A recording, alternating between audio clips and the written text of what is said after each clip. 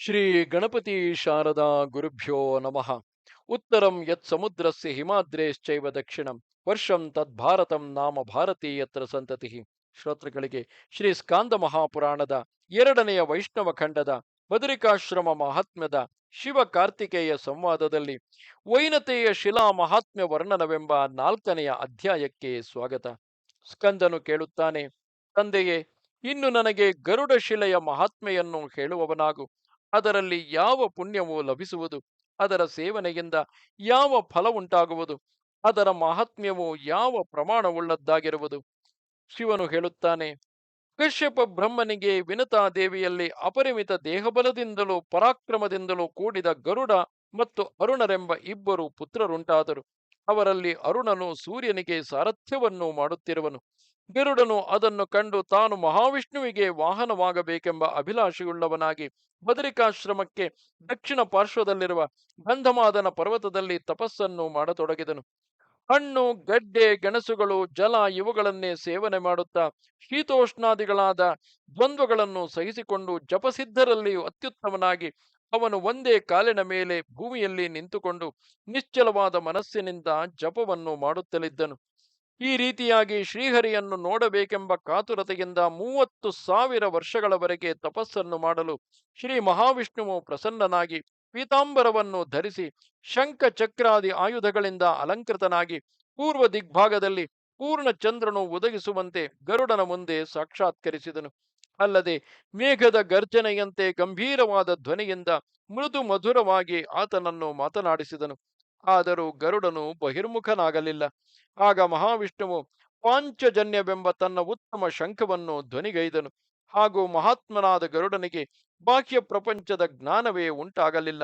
ಆಗ ಭಗವಂತನು ವಾಯುರೂಪದಿಂದ ಆತನ ದೇಹವನ್ನು ಪ್ರವೇಶಿಸಿ ಆತನಿಗೆ ಬಾಹ್ಯ ಪ್ರಪಂಚದ ಜ್ಞಾನ ಉಂಟಾಗುವಂತೆ ಮಾಡಿ ತಾನು ಮತ್ತೊಂದು ರೂಪದಿಂದ ಆತನ ಎದುರಿನಲ್ಲಿ ನಿಂತಿದ್ದನು. ಇಂತು ತನ್ನ ಮುಂದೆ ನಿಂತಿರುವ ಪರಮಾತ್ಮನಾದ ಶ್ರೀಹರಿಯನ್ನು ಕಂಡು ಗರುಡನು ಭಯರಹಿತನಾಗಿ ಸಕಲಾವಯವಗಳು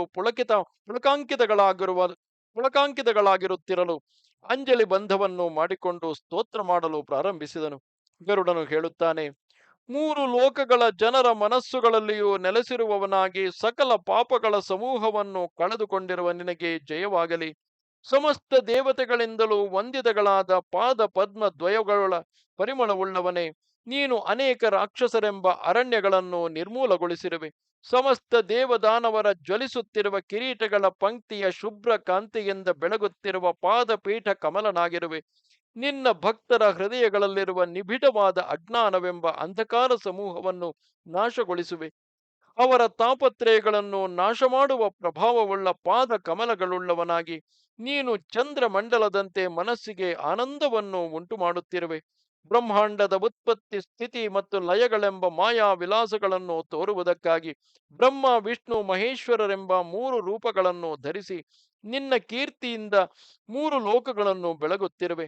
ಸೂರ್ಯನು ಕಮಲಗಳನ್ನು ಅರಳಿಸುವಂತೆ ನೀನು ನಿನ್ನ ಭಕ್ತರ ಮನಸ್ಸುಗಳೆಂಬ ಕಮಲಗಳಿಗೆ ಎರಗುವ ದುಂಬಿಗಳನ್ನು ಹೋಲುವ ಸಕಲ ವೇದಗಳಿಂದ ಅದರ ಮಾನಸಗಳನ್ನು ಅರಳಿಸುತ್ತಿರುವೆ. ನಿನ್ನ ಭಕ್ತರಿಂದಲೂ ಮುನಿವರಿಯರಿಂದಲೂ ನಮಸ್ಕರಿಸಲ್ಪಟ್ಟ ಪಾದಗಳಿಂದ ಉದ್ಭವಿಸಿದ ಗಂಗೆಯಿಂದ ಸಮಸ್ತ ದೇವತೆಗಳನ್ನು ಮಹರ್ಷಿಗಳನ್ನು ಪವಿತ್ರಗೊಳಿಸಿ ಅವರು ಮನಃಪೂರ್ವಕವಾಗಿ ವಂದಿಸುವ ಪಾದಗಳ ಧೂಳಿಯೇ ಸಾರಭೂತವಾದ ಪ್ರಸಾದವೆಂಬ ಮಹಿಮೆಯನ್ನು ಹೊಂದಿದೆ. ಹೊಂದಿರುವೆ. ಸಕಲ ಲೋಕಗಳಿಗೆ ಸರ್ವೇಶ್ವರನಾಗಿರುವ ನಿನಗೆ ಮತ್ತೆ ಮತ್ತೆ ನಮಸ್ಕರಿಸುವೆನು. ಅಷ್ಟೈಶ್ವರ್ಯಗಳಿಂದ ಸಹಿತನಾಗಿ ವನಮಾಲೆಯನ್ನು ಧರಿಸಿ ಪೀತಾಂಬರವನ್ನೊಟ್ಟು ಪೂಮಾಲೆಗಳಿಂದ ಶೋಭಿಸುತ್ತಾ ಕಮಲ ಮಾಲಿನಿಯಾದ ಗಂಗೆಯಿಂದ ರಾರಾಜಿಸುತ್ತಿರುವ ಪಾದಗಳಿಂದೊಪ್ಪುತ್ತಾ ಪಂಚೇಂದ್ರಿಯಗಳ ವ್ಯಾಪಾರಗಳನ್ನು ಸ್ವಾಧೀನಗೊಳಿಸಿ ನಿಗ್ರಹಿಸಿರುವ ಸ್ವಾಮಿಯು ನನ್ನನ್ನು ರಕ್ಷಿಸಲಿ. ಭಕ್ತರ ಹೃದಯ ಕಮಲಗಳಲ್ಲಿ ಬೆಳಗುತ್ತಿರುವ ಸ್ವರೂಪವುಳ್ಳವನು, ದುಷ್ಟರಾದ ರಾಕ್ಷಸರ ನಿಗ್ರಹದಿಂದ ದಿಗಂತ ವಿಶ್ರಾಂತವಾದ ಕೀರ್ತಿಯುಳ್ಳವನು, ಸಂಸಾರವೆಂಬ ಸಮುದ್ರಕ್ಕೆ ದೃಢವಾದ ಸೇತುವೆಯಾದವನು, ಆಶ್ರಿತರ ಸಮುದಾಯವನ್ನು ನಿರಂತರವೂ ಕಾಪಾಡುವವನು, ತ್ರಿಲೋಕೇಶ್ವರನು ಆದ ಶ್ರೀಮನ್ನಾರಾಯಣನು ನನ್ನನ್ನು ಅನುದಿನದಲ್ಲಿಯೂ ಕಾಪಾಡಲಿ. ಸ್ಥಾವರ ಜಂಗಮ ಜೀವರಾಶಿಗಳ ತ್ರಿವಿಧ ತಾಪಗಳನ್ನು ಶಮನ ಮಾಡುವ ಚಂದ್ರ ಸಮಾನನು, ಪ್ರಜ್ವಲಿಸುತ್ತಿರುವ ಸೂರ್ಯನ ತೇಜಸ್ಸಿನಿಂದ ಕೂಡಿದವನು, ತನ್ನ ಮಾಯೆಯಿಂದ ಒಬ್ಬನೇ ಆದರೂ ನಾನಾ ವೇಷಗಳನ್ನು ಧರಿಸಿ ಕಪಟ ನಾಟಕವನ್ನು ಹೂಡಿರುವ ಮಹಾಮತಿಯಾದ ಸ್ವಾಮಿಯು ನನ್ನನ್ನು ಕಾಪಾಡಲಿ. ಭಕ್ತರ ಅನುಗ್ರಹದಲ್ಲಿಯೇ ಅಭಿಲಾಷೆಯುಳ್ಳವನಾಗಿ ಅದಕ್ಕಾಗಿಯೇ ದೇಹಗಳನ್ನು ಧರಿಸಿ ಶೈಶವದಲ್ಲಿಯೇ ಅನೇಕ ದುಷ್ಟ ಭೂಪಾಲಕರನ್ನು ನಿಗ್ರಹಿಸಿರುವೆ. ವೈದಿಕಗಳಾದ ಜ್ಞಾನ ಕರ್ಮ ಮಾರ್ಗಗಳೆರಡಕ್ಕೂ ಅನೇಕ ವಿಧಗಳಿಂದ ಹಿತವನ್ನು ಉಂಟು ಮಾಡಿರುವೆ. ಇದು ಲೋಕೇಶ್ವರನಾದ ನಿನಗೆ ಸ್ವಾಭಾವಿಕವಾಗಿಯೇ ಇರುವುದು. ನೀನು ಸಕಲ ಗುಣಗಳಿಗೆ ನಿಧಾನನಾಗಿರುವೆ. ದೇವತೆಗಳ ಅಂತರಂಗ ಭಕ್ತಿಗೆ ಪಾತ್ರನಾದವನು, ಬ್ರಹ್ಮಾಂಡವೇ ಶರೀರವಾಗಿರುವವನು, ಗೋಪಿಕಾ ಸ್ತ್ರೀಯರ ವಸ್ತ್ರಗಳನ್ನು ಅಪಹರಿಸಿದವನು, ಮಹಾತ್ಮರನ್ನು ಕಾಪಾಡುವುದಕ್ಕಾಗಿ ಭೂಲೋಕದಲ್ಲಿ ಜನಿಸಿ ರಾಸಕ್ರೀಡೆಯಲ್ಲಿ ಅನೇಕ ರೂಪಗಳನ್ನು ತೋರಿಸಿದ ಶ್ರೀ ಕೃಷ್ಣ ರೂಪವನ್ನು ಸ್ವೀಕರಿಸಿದ ಶ್ರೀಹರಿಯು ನಮ್ಮನ್ನು ರಕ್ಷಿಸಲಿ. ಅವ್ಯಾಜ ಪ್ರೇಮ ಮತ್ತು ಭಕ್ತಿಗಳಿಂದ ಕೂಡಿದ ಮನುಷ್ಯರಿಗೆ ಮಾತ್ರ ಮನಸ್ಸಿನಲ್ಲಿ ಕಾಣುವವನು, ಸಕಲ ವಸ್ತುಗಳಲ್ಲಿಯೂ ಅಂತರ್ಯಾಮಿಯಾಗಿ ವಾಸ ಮಾಡುತ್ತಿರುವ ಪರಮ ಪುರುಷನು, ತನ್ನ ದಾಸರ ಸಮೂಹಗಳನ್ನು ಕಂಡು ಸಂತೋಷಗೊಳ್ಳುವವನು, ತನ್ನ ಭಕ್ತರಿಗೆ ದಾಸನಾಗಿ ನಡೆದುಕೊಳ್ಳುವವನು, ಕೇವಲ ಕರುಣೆಯಿಂದಲೇ ಪೂರಿತವಾದ ದೃಷ್ಟಿಯುಳ್ಳವನು ಆದ ಶ್ರೀಹರಿಯು ಪ್ರಪಂಚವನ್ನು ರಕ್ಷಿಸಲಿ. ತನ್ನ ಕಂಠದಲ್ಲಿ ತೂಗಾಡುತ್ತಿರುವ ಕರಡಿಯ ಉಗುರುಗಳ ಕೊನೆಗಳಿಂದ ಆಲಿಂಗನ ಸಮಯದಲ್ಲಿ ಗೋಪಿಕಾ ಸ್ತ್ರೀಯರ ಕುಚಗಳಿಗೆ ಕ್ಷತಗಳನ್ನು ಉಂಟು ಮಾಡುವವನು, ಲೀಲೆಗೋಸ್ಕರ ಅವರೊಡನೆ ವೇಷವನ್ನು ಧರಿಸಿದವನು ಆದ ಶೇಷರೂಪಿಯು ಪ್ರಸನ್ನನಾಗಿ ಮನಃಶಾಂತಿಯನ್ನು ಉಂಟು ಮಾಡಲಿ. ತನ್ನ ವಾಕ್ಯ ರೂಪಗಳಾದ ವೇದಗಳಲ್ಲಿ ಹೇಳಿರುವ ನಿಯಮಗಳೇ ಹಿತವನ್ನು ಉಂಟು ಮಾಡುವವೆಂದು ತಿಳಿದಿರುವ ಜನರಿಗೆ ನೀನೇ ದಂಡಧರನಾಗಿ ಶಾಸನ ಮಾಡುತ್ತಿರುವೆ. ಮಹಾತ್ಮರಿಗೆ ಪವಿತ್ರತೆಯನ್ನು ಉಂಟು ಮಾಡಲು ಅನುಕಂಪವುಳ್ಳವನು, ಸಕಲ ದುಃಖಗಳನ್ನು ಶಮನ ಮಾಡುವವನು ಆದ ಶ್ರೀಮನ್ನಾರಾಯಣನು ನಮ್ಮನ್ನು ದುಃಖರಹಿತರನ್ನಾಗಿ ಮಾಡಲಿ. ಇಂತು ಮಹಾತ್ಮನಾದ ಗರುಡನಿಂದ ಸ್ತೋತ್ರ ಮಾಡಿಸಿಕೊಳ್ಳಲ್ಪಟ್ಟ ನಾರಾಯಣನು ಮುಂದೆ ಸಾಕ್ಷಾತ್ಕರಿಸಲು ಗರುಡನು ಆತನಿಗೆ ಉಚಿತೋಪಚಾರಗಳನ್ನು ಮಾಡುವ ಅಭಿಲಾಷೆಯಿಂದ ಸ್ವರ್ಗ ಮರ್ತ್ಯ ಪಾತಾಳ ಲೋಕಗಳಲ್ಲಿ ಪ್ರವಹಿಸುತ್ತಿರುವ ಗಂಗೆಯನ್ನು ತಾನಿದ್ದ ಸ್ಥಳಕ್ಕೆ ಬರಮಾಡಿಕೊಂಡನು. ಆಗ ಗಂಗೆಯು ಆ ಪರ್ವತ ಶಿಖರದಿಂದ ಉದ್ಭವಿಸಿ 5 ಪ್ರವಾಹಗಳಾಗಿ ಹರಿಯತೊಡಗಿತು. ಬಳಿಕ ವೈನತೆಯನು ಆ ಗಂಗೋದಕದಿಂದಲೇ ಪರಮಾತ್ಮನಿಗೆ ಅರ್ಘ್ಯಪಾದ್ಯಗಳನ್ನು ಸಮರ್ಪಿಸಿ ಕೃತಾರ್ಥನಾದನು. ಶ್ರೀಹರಿಯು ಗರುಡನನ್ನು ಕುರಿತು ನಿನಗೆ ಬೇಕಾದ ವರವನ್ನು ಕೇಳಿಕೋ ಎಂಬುದಾಗಿ ನಿರ್ದೇಶ ಮಾಡಲು ಆತನು ಹೇಳತೊಡಗಿದನು. ನಾನು ನಿನಗೆ ಅನನ್ಯವಾದ ವಾಹನವೆನಿಸಿಕೊಂಡು ಸಕಲ ಐಶ್ವರ್ಯಗಳಿಂದಲೂ ಬಲ ವೀರ್ಯ ಪರಾಕ್ರಮಗಳಿಂದಲೂ ಕೂಡಿದವನಾಗಬೇಕು. ನಿನ್ನ ಅನುಗ್ರಹದಿಂದ ಸಮಸ್ತ ದೇವದಾನವರಿಗೂ ಜಯಿಸಲ ಸಾಧ್ಯನಾಗಿರಬೇಕು. ಈ ಶಿಲೆಯು ನನ್ನ ಹೆಸರಿನಿಂದ ಪ್ರಖ್ಯಾತಿಯನ್ನು ಹೊಂದಿ ಜನರ ಸಕಲ ಪಾಪಗಳನ್ನು ಕಳೆಯುವ ಮಹಿಮೆಯುಳ್ಳದ್ದಾಗಬೇಕು. ಇದರ ಸ್ಮರಣದ ಮಾತ್ರದಿಂದಲೇ ಎಲ್ಲ ಮಾನವರಿಗೂ ಸಕಲ ವಿಧಗಳಾದ ವಿಷವ್ಯಾಧಿಗಳು ದೂರವಾಗಬೇಕು. ಇಂತು ಪ್ರಾರ್ಥಿಸಿ ವೈನತೆಯನು ಸುಮ್ಮನಾಗಲು ಶ್ರೀಹರಿಯು ಹಾಗೆಯೇ ಆಗಲೆಂದು ಅಂಗೀಕರಿಸಿ ಮತ್ತೆ ಆತನಿಗೆ ಹಿತವನ್ನುಂಟು ಮಾಡುವ ಮಾತುಗಳನ್ನು ಆಡತೊಡಗಿದನು. ಎಲೈ ವಿನತಾಪುತ್ರನೇ, ನೀನು ನಾರದ ಮಹರ್ಷಿಯಿಂದ ಸೇವಿಸಲ್ಪಡುತ್ತಿರುವ ಬದರಿಕಾಶ್ರಮವನ್ನು ಕುರಿತು ಪ್ರಯಾಣ ಮಾಡು. ನಾರದ ತೀರ್ಥವೇ ಮೊದಲಾದವುಗಳಲ್ಲಿ ಸ್ನಾನಗಳನ್ನು ಮಾಡಿ ಶುಚಿರ್ಭೂತನಾಗಿ 3 ದಿವಸದ ಉಪವಾಸವನ್ನು ಮಾಡಿದರೆ ನಿನಗೆ ಅತ್ಯಂತ ಸುಲಭವಾಗಿ ನನ್ನ ದರ್ಶನವು ಲಭಿಸುವುದು. ಇಂತೆಂದು ಅಪ್ಪಣೆಯನ್ನು ಮಾಡಿ ಮಹಾವಿಷ್ಣುವು ಮೇಘಮಂಡಲದಲ್ಲಿರುವ ಮಿಂಚಿನ ಬಳ್ಳಿಯಂತೆ ಕ್ಷಣ ಮಾತ್ರದಲ್ಲಿಯೇ ಅಂತರ್ಧಾನವನ್ನು ಹೊಂದಿದನು. ಬಳಿಕ ಗರುಡನು ವೇಗವಾಗಿ ಬದರಿಕಾಶ್ರಮವನ್ನು ಸೇರಿ ಸಂತೋಷದಿಂದ ಅಗ್ನಿತೀರ್ಥವನ್ನು ಶಿಲೆಯನ್ನು ಸೇವಿಸಿ ಏಕಾಗ್ರ ಮನಸ್ಸಿನಿಂದ ನಾರದ ತೀರ್ಥಗಳಲ್ಲಿ ಸ್ನಾನವನ್ನು ಮಾಡಿ ಶುಚಿಯಾಗಿ ವ್ರತಾಚರಣೆಯನ್ನು ಮಾಡಲು ಉಪಕ್ರಮಿಸಿದನು. ಬಳಿಕ ನಾರದ ತೀರ್ಥದಲ್ಲಿ ಭಗವಂತನು ಸನ್ನಿಹಿತನಾಗಿರುವುದನ್ನು ಕಣ್ಣಾರೆ ಕಂಡು ವಿಧಿಪೂರ್ವಕವಾಗಿ ಸಾಷ್ಟಾಂಗ ಪ್ರಣಾಮವನ್ನು ಮಾಡಿ ಆತನ ಅನುಜ್ಞೆಯನ್ನು ಹೊಂದಿ ತನ್ನ ಪಟ್ಟಣಕ್ಕೆ ಹಿಂತಿರುಗಿದನು. ಅಂದಿನ ದಿನವು ಮೊದಲುಗೊಂಡು ಆತನ ತಪಸ್ಸಿಗಾಗಿ ಕುಳಿತಿದ್ದ ಶಿಲೆಗೆ ಗರುಡ ಶಿಲೆ ಎಂಬ ಹೆಸರು ಪ್ರಸಿದ್ಧವಾಗಿರುವುದು. ಸ್ಕಂದನು ಹೇಳುತ್ತಾನೆ, ಎಲೈ ಮಹೇಶ್ವರನೇ, ವರಾಹಶಿಲೆಯ ಮಹಾತ್ಮ್ಯವು ಎಂತಹುದು ಎಂಬುದನ್ನು ನನಗೆ ಹೇಳುವವನಾಗು. ಅದರ ಪುಣ್ಯವು ಎಷ್ಟರದು, ಅದರ ಸೇವನೆಯಿಂದ ಯಾವ ಫಲವು ಲಭಿಸುವುದು, ಅದಕ್ಕೆ ಆ ಹೆಸರು ಹೇಗೆ ಉಂಟಾಗಿತು? ಶಿವನು ನಿರೂಪಿಸುತ್ತಾನೆ, ವತ್ಸ, ಮಹಾವಿಷ್ಣುವು ವರಾಹ ರೂಪವನ್ನು ಧರಿಸಿ ರಸಾತಲದಿಂದ ಭೂಮಂಡಲವನ್ನು ಉದ್ಧರಿಸಿ ದೇವತೆಗಳಿಗೆ ಪರಮ ವೈರಿಯಾದ ಹಿರಣ್ಯಾಕ್ಷನನ್ನು ಯುದ್ಧದಲ್ಲಿ ಸಂಹರಿಸಿ ಬದರಿಕಾಶ್ರಮದ ಬಳಿಗೆ ಬಂದನು. ದೇವೇಶ್ವರನಾದ ಆತನು ಯೋಗಾಭ್ಯಾಸದಲ್ಲಿ ನಿರತನಾಗಿ ಕಲ್ಪದ ಅಂತ್ಯದವರೆವಿಗೂ ಇದ್ದು ಆ ಪ್ರದೇಶದ ಪರಮ ರಾಮಣೀಯತೆಯನ್ನು ಕಂಡು ಅಲ್ಲಿಯೇ ತನ್ನ ಶಾಶ್ವತ ನಿವಾಸವನ್ನು ಮಾಡಿಕೊಂಡನು.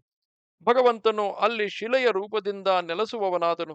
ಪ್ರತಿ ಮಾನವನು ಅಲ್ಲಿಗೆ ಹೋಗಿ ನಿರ್ಮಲವಾದ ಗಂಗಾ ಜಲದಲ್ಲಿ ಸ್ನಾನವನ್ನು ಆಚರಿಸಿ ತನ್ನ ಶಕ್ತಿಗೆ ಅನುಸಾರವಾಗಿ ದಾನಗಳನ್ನು ಮಾಡಿ ಆ ಗಂಗೋದಕದಿಂದ ಪ್ರಶಾಂತವಾದ ಮನಸ್ಸುಳ್ಳವನಾಗಿ ನಿದ್ರಾಹಾರಾದಿಗಳನ್ನು ತ್ಯಜಿಸಿ ಅಹೋರಾತ್ರಿಗಳಲ್ಲಿಯೂ ಏಕಾಗ್ರ ಚಿತ್ತತೆಯಿಂದ ಮಂತ್ರ ಜಪವನ್ನು ಮಾಡಬೇಕು. ಆ ಮಾನವನಿಗೆ ವರಾಹ ಶಿಲೆಯಲ್ಲಿ ಪರಮಾತ್ಮನ ದರ್ಶನವು ಲಭ್ಯವಾಗುವುದು. ಈ ವಿಷಯದಲ್ಲಿ ಹೆಚ್ಚು ಹೇಳುವುದರಿಂದ ಪ್ರಯೋಜನವೇನು? ಸಾಧಕನಾದ ವಿಷ್ಣು ಭಕ್ತನು ಯಾವ ಯಾವ ವರಗಳನ್ನು ಕೇಳಿಕೊಳ್ಳುವನೋ ಅವುಗಳು ಅತ್ಯಂತ ದುರ್ಲಭಗಳಾದರೂ ಆತನಿಗೆ ಮಾತ್ರ ಶೀಘ್ರದಲ್ಲಿಯೇ ನೆರವೇರುವವು. ಸ್ಕಂದನು ಪ್ರಶ್ನೆ ಮಾಡುತ್ತಾನೆ, ಲೋಕೇಶ್ವರನೇ, ಮಹಾದೇವನೇ, ನಿನ್ನ ಅನುಗ್ರಹದಿಂದ ನಾನು ಅತ್ಯಂತ ದುರ್ಲಭಗಳಾದ ವಿಷಯಗಳನ್ನು ತಿಳಿದುಕೊಂಡೆನು. ಇನ್ನು ನರಸಿಂಹಶಿಲೆಯ ಮಹಾತ್ಮ್ಯವನ್ನು ನನಗೆ ತಿಳಿಸುವವನಾಗು. ಶಿವನು ಹೇಳುತ್ತಾನೆ, ಮಹಾವಿಷ್ಣುವು ನರಸಿಂಹಾವತಾರವನ್ನು ಮಾಡಿ ಲೀಲಾ ಮಾತ್ರದಿಂದಲೇ ಹಿರಣ್ಯಕಶಿಪುವಿನ ದೇಹವನ್ನು ಮುಗುರುಗಳಲ್ಲಿ ಸೀಳಿದ ಮೇಲೂ ಕೋಪಾಗ್ನಿಯಿಂದ ಜ್ವಲಿಸುತ್ತಿರುವ ದೇಹವುಳ್ಳವನಾಗಿ ಪ್ರಳಯ ಕಾಲದ ಮಹಾಗ್ನಿಯನ್ನು ಹೋಲುತ್ತಿದ್ದನು. ಆಗ ದಯಾಪರರಾದ ದೇವತೆಗಳೆಲ್ಲರೂ ಪ್ರಾಪ್ತರಾಗಿ ದೂರದಲ್ಲಿಯೇ ನಿಂತು ಲೀಲೆಯಿಂದಲೇ ಅವತಾರವನ್ನೆತ್ತಿದ್ದ ಸರ್ವೈಶ್ವರ್ಯ ಸಮನ್ವಿತನಾದ ದೇವದೇವನನ್ನು ಸ್ತೋತ್ರ ಮಾಡತೊಡಗಿದರು. ಅಮಿತ ಪರಾಕ್ರಮವಂತನು, ತನ್ನ ತೇಜಸ್ಸಿನಿಂದ ಸಮಸ್ತ ಸುರಾಸುರರನ್ನು ಮೋಹಗೊಳಿಸುವವನು ಆದ ಶ್ರೀಹರಿಯು ಪ್ರಸನ್ನನಾಗಿ ದೇವತೆಗಳ ಸ್ವರ್ಗ ಸುಖಕ್ಕೆ ಏಕ ಕಾರಣವಾದ ಯಾವ ವರವನ್ನಾದರೂ ನನ್ನಲ್ಲಿ ಕೇಳಿಕೊಳ್ಳಿರಿ ಎಂಬುದಾಗಿ ಅನುಗ್ರಹಿಸಿದನು. ಆಗ ಸಕಲ ದೇವತೆಗಳಿಗೂ ಅಧಿಪತಿಯಾದ ಬ್ರಹ್ಮದೇವನು ಮುಗುಳ್ನಗೆಯಿಂದ ಕೂಡಿದ ಮುಖಕಮಲವುಳ್ಳವನಾಗಿ ಮಾತನಾಡಿದನು ಎಂತೆಂದರೆ, ಎಲೈ ನರಸಿಂಹಸ್ವಾಮಿಯೇ, ನಿನ್ನ ಸ್ವರೂಪವು ಅತ್ಯಂತ ಉಗ್ರವಾಗಿ ಸಕಲ ಪ್ರಾಣಿಗಳಿಗೂ ಭಯವನ್ನು ಉಂಟು ಮಾಡುತ್ತಿರುವುದು. ಅದನ್ನು ದಯವಿಟ್ಟು ಉಪಸಂಹರಿಸಿಕೊ. ಶ್ರೀಹರಿಯು ತನ್ನ ದಿವ್ಯ ಮೂರ್ತಿಯನ್ನು ವಿಧಿವತ್ತಾಗಿ ಅನೇಕ ವಿಭಾಗಗಳನ್ನು ಮಾಡಿ ಶಿಲೆಯೇ ಮೊದಲಾದವುಗಳಲ್ಲಿ ಸ್ಥಾಪಿಸಿ, ಶತ್ರುನಾಶಕರಾದ ದೇವತೆಗಳೇ, ನಿಮ್ಮ ಭಕ್ತಿಯಿಂದ ನಾನು ಪ್ರಸನ್ನನಾಗಿರುವೆನು. ನಿಮಗಾಗಿ ಮತ್ತೆ ಯಾವ ಕಾರ್ಯವನ್ನು ಮಾಡಲಿ ಎಂಬುದಾಗಿ ಕೇಳಿದನು. ದೇವತೆಗಳು ಭಿನ್ನವಿಸತೊಡಗಿದರು. ಈ ನಿನ್ನ ರೂಪದಿಂದಲೇ ಸಕಲ ಬ್ರಹ್ಮಾಂಡವು ಕ್ಷೋಭವನ್ನು ಹೊಂದಿರುವುದು. ಆದುದರಿಂದ ಶಾಂತಿದಾಯಕವು ಅಂತರಂಗ ಸುಖಕ್ಕೆ ಕಾರಣಭೂತವೂ ಆದ ನಿನ್ನ ಚತುರ್ಬಾಹುಗಳಿಂದ ಕೂಡಿದ ಸೌಮ್ಯ ಸ್ವರೂಪವನ್ನು ನಮಗೆ ತೋರಿಸು. ಇದೇ ನಮಗೆ ಅಪೇಕ್ಷಿತವಾದ ವರವು. ಆಗ ಭಗವಂತನು ದಿವ್ಯ ದೃಷ್ಟಿಯಿಂದ ಸಕಲ ಭೂಮಂಡಲವನ್ನು ನೋಡಿ ವಿಶಾಲ ಕ್ಷೇತ್ರವೇ ಉತ್ತಮವೆಂದು ನಿರ್ಣಯಿಸಿ ಅಲ್ಲಿಗೆ ಹೊರಟನು. ಆತನು ಸಮಸ್ತ ಸುರಾಸುರರನ್ನು ಕುರಿತು ಸ್ವಾಮಿಯು ಗಂಗೋದಕದಲ್ಲಿ ತನ್ನ ಚೈತನ್ಯವನ್ನು ಸ್ಥಾಪಿಸಿರುವನು ಎಂಬುದಾಗಿ ಅವರಿಗೆ ತಿಳಿಸಿದನು. ಇದರಿಂದ ದೇವತೆಗಳೆಲ್ಲರಿಗೂ ಭಯವು ದೂರವಾಯಿತು. ಅವರು ಗಂಗಾ ಜಲದ ಮಧ್ಯದಲ್ಲಿ ಪರಮಾತ್ಮನ ಸ್ವರೂಪವನ್ನು ಕಂಡು ಪ್ರದಕ್ಷಿಣ ನಮಸ್ಕಾರಗಳನ್ನು ಮಾಡಿ ಮನಸ್ಸಮಾಧಾನದಿಂದ ಕೂಡಿದವರಾಗಿ ಕ್ರಮವಾಗಿ ತಮ್ಮ ತಮ್ಮ ನಿವಾಸಗಳಿಗೆ ಹಿಂದಿರುಗಿದರು. ಬಳಿಕ ತಪಸ್ಸಂಪನ್ನರಾದ ಮಹರ್ಷಿಗಳೆಲ್ಲರೂ ಭಕ್ತಿಯ ಆಧಿಕ್ಯದಿಂದ ದೇಹಗಳನ್ನು ಬಗ್ಗಿಸಿಕೊಂಡು ಕೈಗಳನ್ನು ಜೋಡಿಸಿ ಅತಿ ಪ್ರಚಂಡವಾದ ಪರಾಕ್ರಮವನ್ನು ತೋರಿ ನರಸಿಂಹಾವತಾರವನ್ನೆತ್ತಿದ ಆ ಶ್ರೀಹರಿಯನ್ನು ಅನೇಕ ವಚನಗಳಿಂದ ಸ್ತೋತ್ರ ಮಾಡಿದರು. ಋಷಿಗಳು ಹೇಳುತ್ತಾರೆ, ಸಕಲ ಲೋಕಗಳಿಗೆ ಅಧೀಶ್ವರನು, ಬ್ರಹ್ಮಾಂಡಕ್ಕೆ ಒಡೆಯನು, ವಿಶ್ವಕ್ಕೆ ಅಭಯವನ್ನು ಕೊಡುವವನು, ಬ್ರಹ್ಮಾಂಡ ಸ್ವರೂಪಿಯು, ಕೃಪಾ ಸಮುದ್ರನು, ಭಕ್ತರ ಭಜನೆ ಸ್ತೋತ್ರಗಳಿಗೆ ವಿಷಯಗಳಾದ ಪವಿತ್ರ ಪಾದಕಮಲಗಳುಳ್ಳ ಲಕ್ಷ್ಮೀರಮಣನು ಆದ ನೀನು ನಮ್ಮಲ್ಲಿ ದಯೆಯನ್ನು ತೋರಿಸು. ಬ್ರಹ್ಮಾಂಡವೇ ಮುಖವಾಗಿರುವ ಓ ವಿಶ್ವವ್ಯಾಪಕನೇ, ನೀನು ಒಬ್ಬನೇ ಆಗಿರುವೆಯಾದರೂ ನಿನ್ನ ಮಾಯೆಯ ಬಲದಿಂದ ಅನೇಕ ಘಟಗಳಲ್ಲಿರುವ ಒಂದೇ ಕ್ಷೀರವು ಉಪಾಧಿಗಳ ದೆಸೆಯಿಂದ ಭಿನ್ನವಾಗಿ ತೋರುತ್ತಿರುವಂತೆ ನೀನು ನಾನಾ ರೂಪಗಳಿಂದ ಕಾಣಿಸುತ್ತಿರುವೆ. ಭಕ್ತರ ಇಷ್ಟಾರ್ಥಗಳನ್ನು ನೆರವೇರಿಸಿಕೊಡುವ ಇಚ್ಛೆಯಿಂದ ಅನೇಕ ವಿಚಿತ್ರ ರೂಪಗಳನ್ನು ಧರಿಸುತ್ತಿರುವೆ. ಎಲೈ ಪ್ರಭುವೆ, ನಮ್ಮಲ್ಲಿ ಪ್ರಸನ್ನನಾಗು. ಆಗ ಸಿಂಹ ಪರಾಕ್ರಮಿಯಾದ ನರಸಿಂಹಸ್ವಾಮಿಯು ಪ್ರಸನ್ನನಾಗಿ ಅವರನ್ನು ಕುರಿತು ಮೃದು ಮಧುರ ವಾಣಿಯಿಂದ ನಿಮಗೆ ಬೇಕಾದ ವರವನ್ನು ಕೇಳಿಕೊಳ್ಳಿರಿ ಎಂಬುದಾಗಿ ಹೇಳಿದನು. ಋಷಿಗಳು ಹೇಳುತ್ತಾರೆ, 14 ಲೋಕಗಳ ಒಡೆಯನೆ, ನೀನು ನಮ್ಮಲ್ಲಿ ಪ್ರಸನ್ನನಾಗಿರುವೆಯಾದರೆ ದಯವಿಟ್ಟು ಈ ವಿಶಾಲ ಕ್ಷೇತ್ರದಿಂದ ಎಂದಿಗೂ ನೀನು ಸಾನ್ನಿಧ್ಯವನ್ನು ಉಪಸಂಹರಿಸಬಾರದು. ಇದೇ ನಮಗೆ ಅತ್ಯಂತ ಅಪೇಕ್ಷಿತವಾದ ವರವು. ಹಾಗೆಯೇ ಆಗಲೆಂದು ಭಗವಂತನು ಅಭಯವನ್ನು ಕೊಡಲು ಸಕಲ ಮಹರ್ಷಿಗಳು ತಮ್ಮ ಆಶ್ರಮಕ್ಕೆ ಹಿಂತಿರುಗಿದರು.